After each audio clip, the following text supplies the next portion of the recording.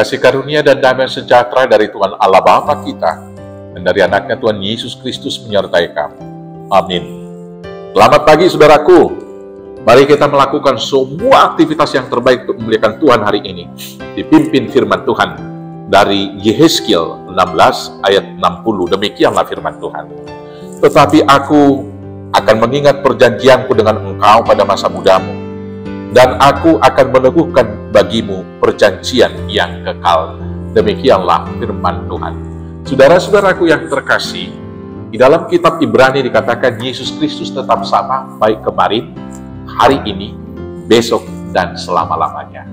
Demikianlah Tuhan di dalam perjanjiannya, di dalam kesetiaannya, tidak akan ada yang dapat mengubah itu.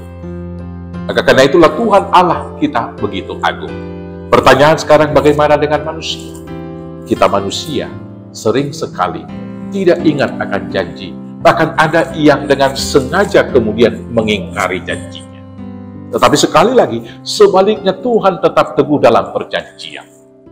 Mulai dari Abraham, katakan, aku akan memberkati engkau dan menjadi berkat.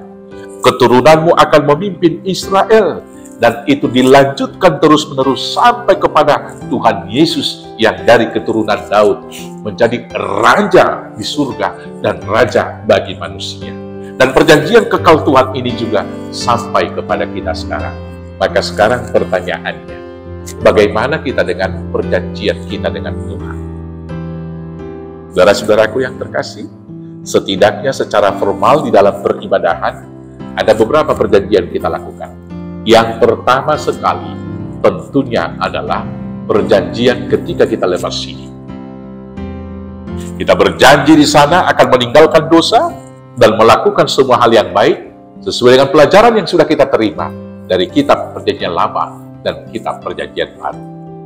Masihkah saudara-saudara mengingat janji saudara ketika sini? Janji yang berikut adalah janji pernikahan. Ketika saudara yang sudah berumah tangga, bapak dan ibu menikah, tentu Tuhan mempertanyakannya di sana, apakah saudara menginginkan si anu ini menjadi istri? Apakah saudara mau menerima dan menginginkan si anu ini menjadi suami? Maukah saudara menerima kelemahan dan seterusnya, berjanji hidup setia sampai mati? Tentunya janjinya diiyakan kepada Tuhan di sana, ya, saya menerima, saya berjanji. Janji yang berikut ketika saudara-saudara, bapak ibu yang berumah tangga membawa anak-anaknya untuk dibaptis. Janji di sana mau mengajar anak ini dan menyerahkan itu kepada Tuhan, mendidik di dalam firman-Nya. Dan janji yang berikut adalah ketika kita menerima perjamuan kudus. Janji kita di sana adalah, apakah saudara menginginkan dosamu diampuni? Kalau demikian, ampuni dosa orang yang bersalah kepadamu. Pertanyaannya sekarang, bagaimana kita memegang janji itu? Dan bagaimana tindak lanjut pelaksanaannya?